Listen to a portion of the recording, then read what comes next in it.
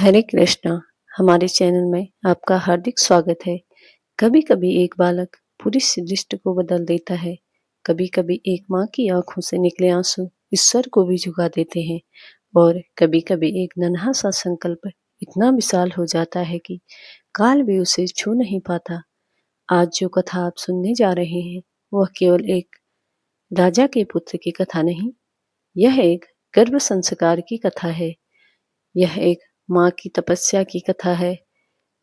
यह उस बालक की कथा है जिसने अपमान को तप में बदल दिया, मौन को मंत्र बना दिया और अकेले बैठकर वह स्थान प्राप्त किया जहाँ आज भी सप्तऋषि परिक्रमा करते हैं।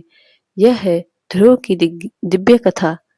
अगर आप गर्भवती हैं या माँ बनने जा रही हैं तो यह केवल एक कहानी नहीं बल्कि आपके गर्भस्थ शिशु के लिए अमृत समान है। और यदि आप पिता हैं, गुरु हैं या स्वयं साधक हैं तो यह कथा आपको दिखाएगी कि सच्चा संकल्प कैसे ब्रह्मांड को भी झुका सकता है। इसलिए जब भी यह कथा सुने मन को शांत रखें, हर शब्द को मंत्र की तरह महसूस करें, हर भाव को अपने हृदय में उतरने दें। वीडियो सुनते ही कृपया लाइक जरूर करें। कमेंट में मुझे ध्रुव जैसे संस्कारी पुत्र की कामना है। और हमारे चैनल वेदु भक्ति वाणी को सब्सक्राइब करना न भूलें। अब दोनों हाथ अपने हृदय में रखें और यदि आप माँ हैं तो अपने गर्भ पर हाथ रखें। मन ही मन में कहें, हे प्रभु, मेरे भीतर भी वही ध्रुव जन्मे जिसके संकल्प से आकाश भी थर्रा उठे। अब कथा आरंभ होती है। एक ऐसी रानी जिसका नाम इतिहास ने भले छोटा लिखा हो लेकिन जिसकी ममता ने एक अमर तारा रच दिया। रानी सुनीति।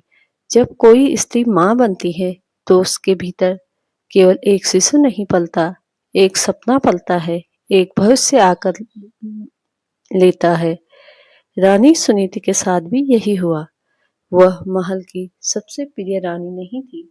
राजा का सारा प्रेम दूसरी रानी सुरुचि पर था। लेकिन सुनीति के भीतर जो सबसे सुंदर चीज थी वह थी उनका शांत स्वभाव, उनका स्नेह, उनकी भक्ति। जब उन्हें पता चला कि वो माँ बनने वाली है तो उन्होंने उसी क्षण को ईश्वर का वरदान माना। उन्होंने निश्चय किया, मैं अपने बच्चे को केवल जन्म नहीं दूंगी, मैं उसे ऐसे संस्कार दूंगी कि दुनिया उसे सदियों तक याद रखे। उस दिन से सुनीति ने अपना गर्भकाल की तपस्या की तरह जीना शुरू कर दिया। वह सुबह ब्रह्म मुहूर्त पर उठती, भगवान का ध्यान करती, अपने गर्भ पर हाथ रखकर अपने बच्चे से बातें करती। बेटा, दुनिया शायद तुझे हर सुख न दे पाए, लेकिन मैं तुझे इतना मजबूत बनाऊंगी कि तू हर परिस्थिति में मुस्कुरा सके। वह जो भी भोजन करती पहले भगवान को अर्पण करती। हे प्रभु, यह अन्न मेरे बच्चे के विचारों में जाएगा। इसे ऐसा बना देना कि इसके भीतर करुणा, धैर्य और भक्ति जन्म ले।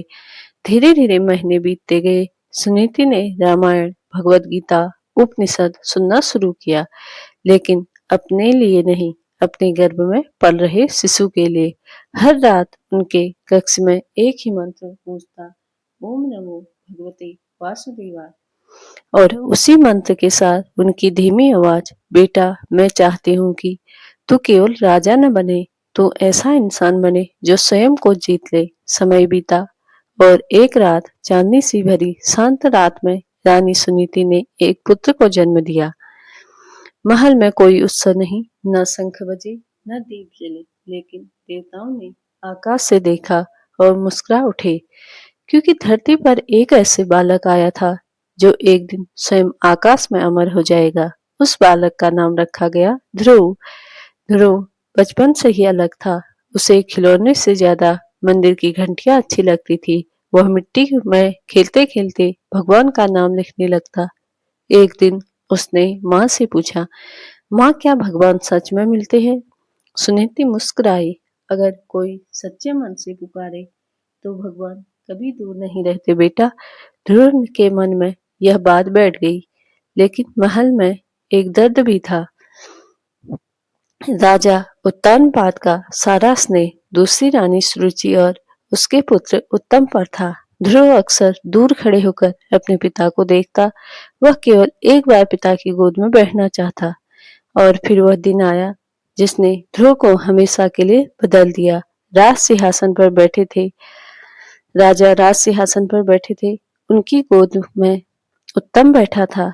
ध्रुव धीरे धीरे आगे बढ़ा और मासूमियत से पिता की गोद में बैठने लगा। तभी सुरुचि की कठोर आवाज गूंज उठी, रुको, तुम इस गोद में बैठने योग्य नहीं हो। अगर राजा की गोद चाहिए तो अगले जन्म में मेरी कोख से जन्म लेना होगा।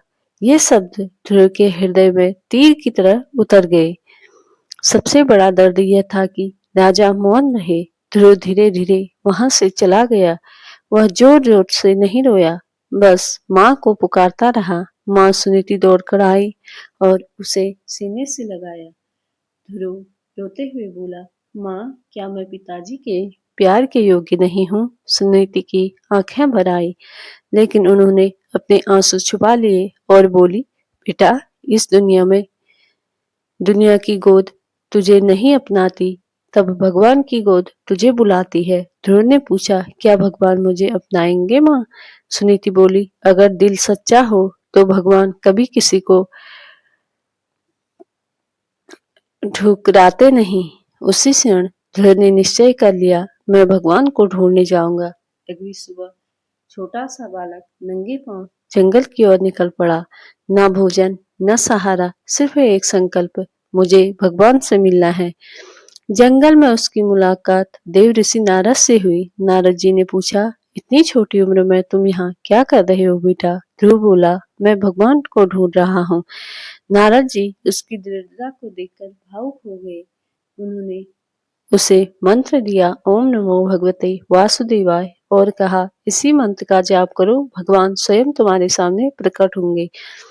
ध्रुव ने तपस्या शुरू कर दी। दिन रात सिर्फ मंत्र ओम नमो भगवते वासुदेवाय। पहले फल खाए, फिर सूखे पत्ते, फिर केवल जल, और अंत में केवल सांसों पर जीवित रहकर तप करने लगा। उसकी तपस्या से पूरा जंगल बदलने लगा। पक्षी मौन हो गए, हवा शांत हो गई, धरती कांपने लगी, और फिर भगवान श्री हरि स्वयं प्रकट हुए। उनकी आंखों में करुणा थी। उन्होंने पुकारा, ध्रुव। ध्रुव ने आंखें खोली और भगवान के सामने देखकर स्तब्ध रह गए। उसकी आंखों से आंसू बह निकले। प्रभु, क्या आप सच में आ गए? भगवान मुस्कुराए, तेरी भक्ति ने मुझे आने पर मजबूर कर दिया। ध्रुव बोला, प्रभु, मुझे कुछ नहीं चाहिए, बस मुझे कभी भूलिएगा मत। भगवान ने उसे आशीर्वाद दिया, आज से तू अमर होगा। तुझे ऐसा स्थान मिलेगा जहाँ सूर्य, चंद्रमा, सप्त ऋषि भी परिक्रमा करेंगे। तू सदा आकाश में ध्रुव तारे की तरह चमकेगा। और तभी से ध्रुव बन गया ध्रुव तारा। आज भी रात के आकाश में जो तारा स्थिर दिखाई देता है, वह केवल तारा ही नहीं, वह एक माँ की ममता का प्रतीक, एक बालक की संकल्प का प्रमाण और भक्ति की सबसे सुंदर मिसाल है। इस कथा से हर गर्भवती स्त्री को यह सीख मिलती है कि जब माँ शांत रहती है तो शिशु के भीतर भी शांति उतरती है। जब माँ भगवान का नाम लेती है तो वही संस्कार बच्चे की आत्मा में बस जाते हैं। और जब माँ हार नहीं मानती तो उसका बच्चा भी जीवन में कभी हारता नहीं है। यदि आपको यह कथा पसंद आए तो वीडियो को लाइक, शेयर, कमेंट अवश्य करें। चैनल को सब्सक्राइब जरूर करें। राधे राधे।